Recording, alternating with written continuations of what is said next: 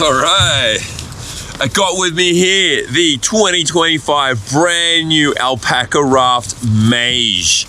As I mentioned, I demoed the prototypes of these boats, the Whitewater deck and the self-bailer version, when I was in Colorado last year to visit Alpacka Raft. Amazing boats, amazing boats.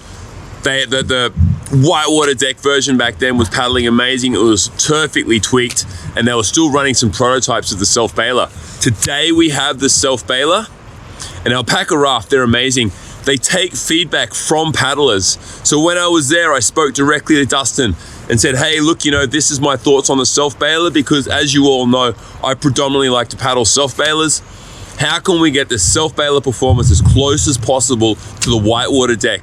We discussed a few options. Dustin's told me what he's done to the boat. He says it's pretty close. Today we're gonna find out. Let's check it out. Here's an unboxing of the Alpacka Raft Mage self-bailer for 2025 in 210 denier fabric. And the color is, what is the color? Solstice. Let's check it out. All right, first off, we've got the new Alpacka Raft inflation bag. Looks normal, but there's a little trick here on the valve. And what they've done is you can pull this off, and you can use this section here to inflate your Thermarest or your X-Ped sleeping mat. It just pops back on again, nice and simple. And the other good thing is this rotates now so that you don't get twists in your bag.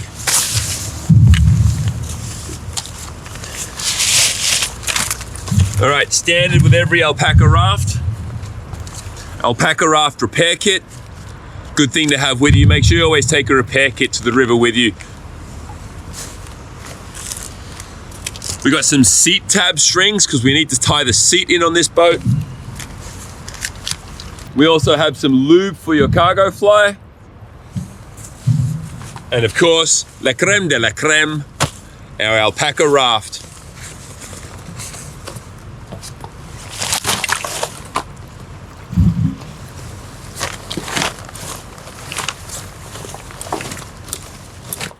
All right, so the first thing you want to do when you get your Alpacka Raft is just check to make sure it is complete, yeah? These are all handmade by Alpacka Raft and put together by hand, so we want to make sure all the parts are together and assembled. So we've got the inflatable footrest is here, the inflatable floor, the Backband, our thigh straps here, and we're ready to go in our Cargofly. So let's inflate this baby and get her ready. So let's look really quickly about lubing our Cargoflies.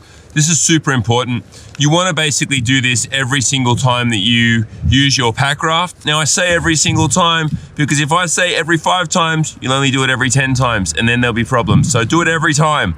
And then if you're lucky, you might do it every 2 or 3 times, and then your Cargofly will last you for years with no problems. All right. So we want to take out a little bit of lube here, yeah.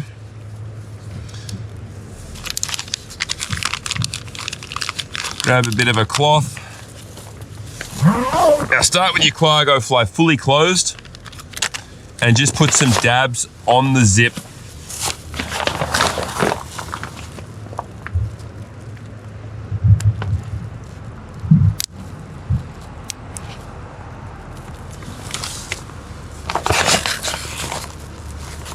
Then you want to grab one of the little rags that's involved in the bag here. If I can get it out. There we go. And we just want to basically smooth some of this silicone grease all along the zip. Make sure we're getting all of the rubber part.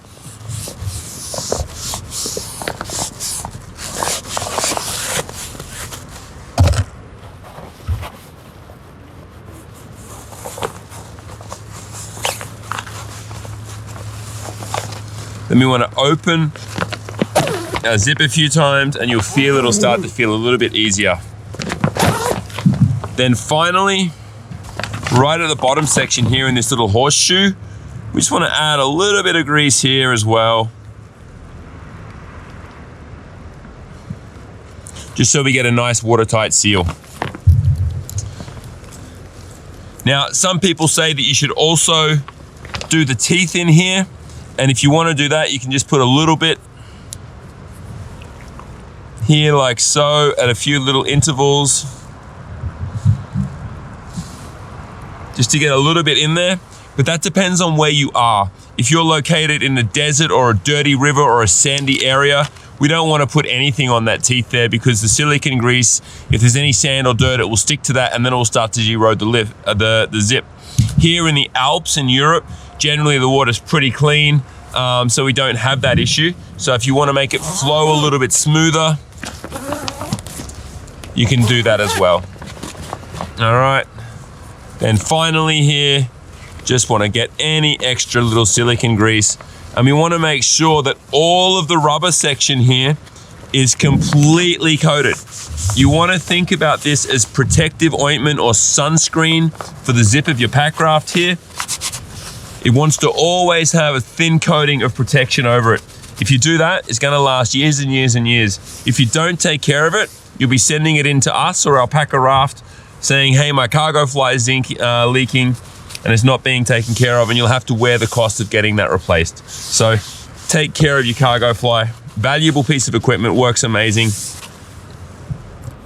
Now, when we're looking at loading our Cargoflies, I'm gonna show you the quick technique I use for day trips right now. So this is when I got a small amount of gear and I don't need to use the internal roll top dry bags or the internal zipper dry bags. I'm just stuffing my bag in here and I'll put a few loose items in. So first of all, you wanna start with an empty pack. So pull all your stuff out of your pack. Make sure it's nice and empty. Fold it down nice and small.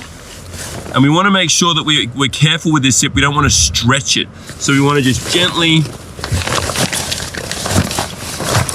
slide our pack in. Be careful of the zip. Make sure any buckles or clips don't get caught up as we slide it in. Awesome. So now that we've got our pack inside, what I do is I pull a little bit of it out, so that when I slide stuff in, I'm not damaging the zip here, because if I do it inside, I can damage the zip. So I want to make sure, and now I can shove in my shoes, shove them in there. Okay, some extra gear I bought just in case.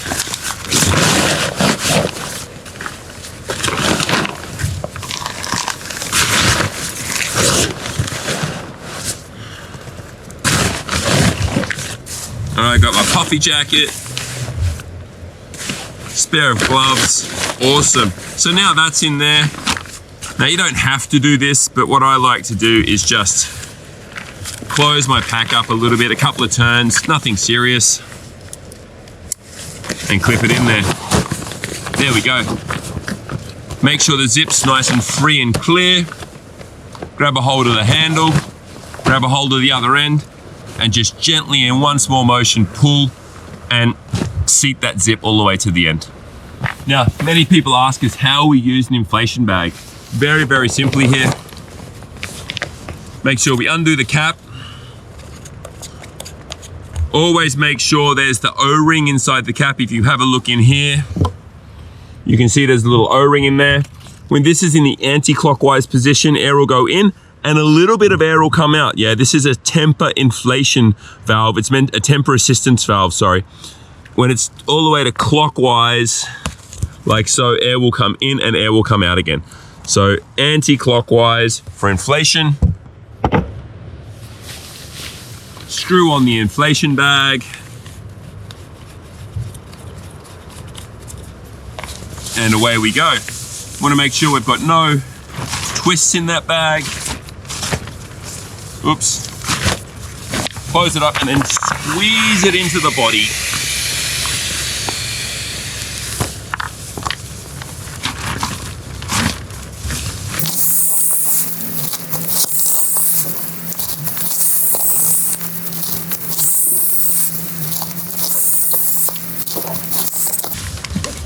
And once you've got that inflated as hard as you can with the bag, you then want to move on to the alpaca pump. Okay, the next part of the inflation process when we get our brand new Mage is we want to get our floor here and we want to put our floor in so it's nice, and just throw the thigh straps over the side for now and make sure the floor is positioned inside. All right, now we want to start by inflating the floor, same as before with the inflation bag. All right, so with our floor, we want to make sure we get it all the way forward here. It's nice and pulled in there and all the way snug at the back as well. And then we can go ahead and inflate that. So we want to have our floor first, and then we're going to do our footrest, and we're going to set up the seating position of our backband so that we can get that length right before we install the seat.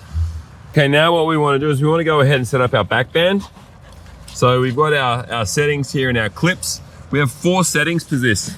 We can go in through the bottom, through here, through the middle, through the top one here, or through the very, very top.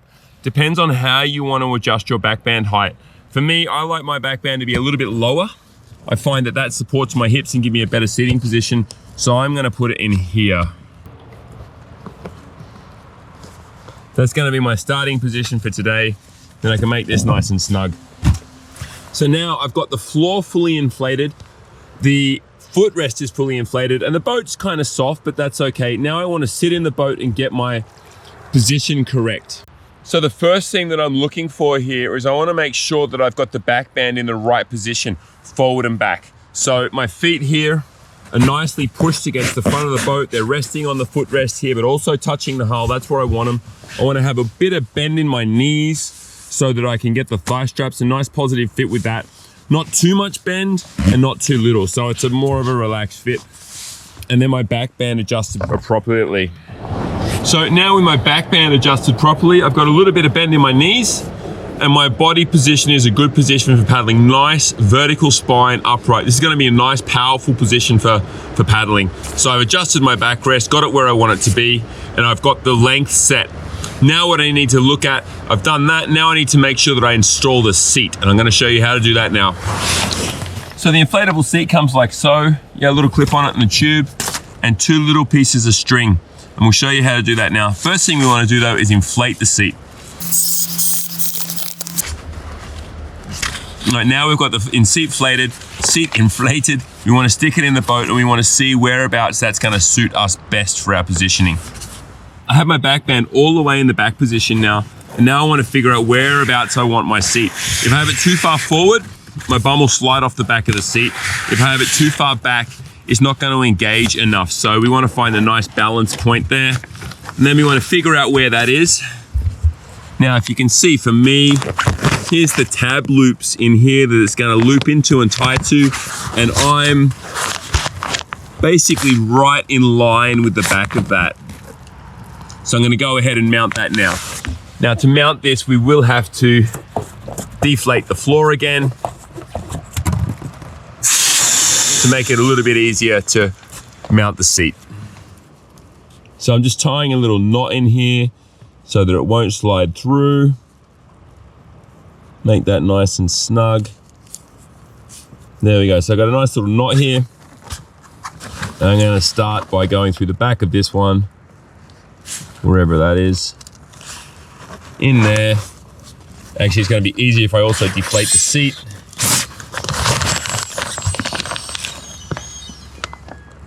In through here, in, snug those up nice and tight.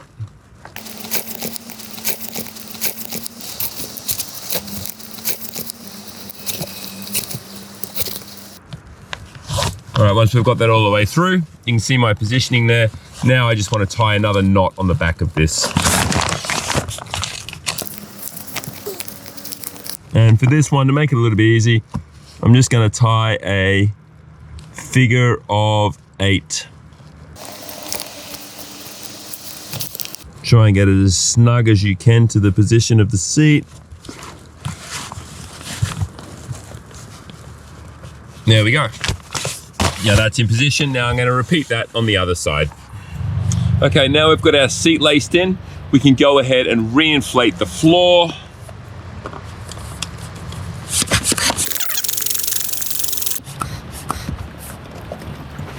All right, make sure that valve cap's in here as well. Check that every time. Close that off so our floor's nice and hard now. You don't want to go too hard because these floors, especially in the hot sun, they can pop and you can break the baffling in here. So you want it nice and solid, but not too hard.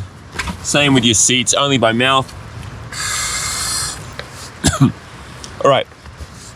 So the floor wants to be nice and firm because that's going to form a part of the hull shape and provide stiffness for the boat. The seat is for comfort and however performance fit is best for you. So I've inflated that all the way right now, but what I'm going to do when I get on the water and I paddle it is I might end up finding that I don't use the seat at all, or I need it fully inflated, or I have it half inflated, depending on how high I want that seat for best body fit for me. Now that I've got the seat, the floor, and the footrest inflated, I want to jump back in the boat and we can start to take a look at our thigh straps. Now there's no right or wrong way to set up these thigh straps. Thigh straps are basically, everybody's body shapes are a little bit different, but we do all have knees. And what we want to have is we want to have our knee in the center between these two thigh straps. So I can see now already that I need to adjust these and I need to move these thigh straps a bit further forward. A little bit more again. Okay, so that's going to be the position there. So there's my kneecap and I have a nice hug position there. So I'm going to go ahead now and make some adjustments and I'll show you the outcome. All right, so now I've adjusted the length of the thigh straps here. I adjust this one here and then this one here. I can just loosen off as I want it, the thigh. I want to then move on to the knee. And the way that I personally do this is I find, okay, I want this to hug my leg so it's a nice, good fit. So I'm gonna go with this one here. So I got this one here at the front and I want to snug that one up nice and tight. Okay, so my personal preference is to have these here nice and close together so that I end up with this hugging shape around the point of my kneecap. And I find that this gives me the best connection point here along the shin, here along the thigh, if I have it like this. Other people prefer to have these nice and wide and set further apart. So it's up to you to find what is gonna work best for you. Experiment, put them far apart, put them narrow together and see what works best for you. Okay, now once you've got both your thigh straps set up nice and even there, you can see you're ready to go paddling. So the last thing we want to do now is we want to make sure we get enough air in our boat, obviously put on the rest of our personal protective gear and hit the river. All right, here we are in the Mage. My first paddle for 2025 on the Imsterschluck. We'll post the peggle or water level in the bottom there. I think it's just a little bit above low water, but we might be lucky and get a dam release and it might pick up a little bit. But beautiful, beautiful day. Still quite cold, but beautiful, beautiful day. Great to be out on the water again.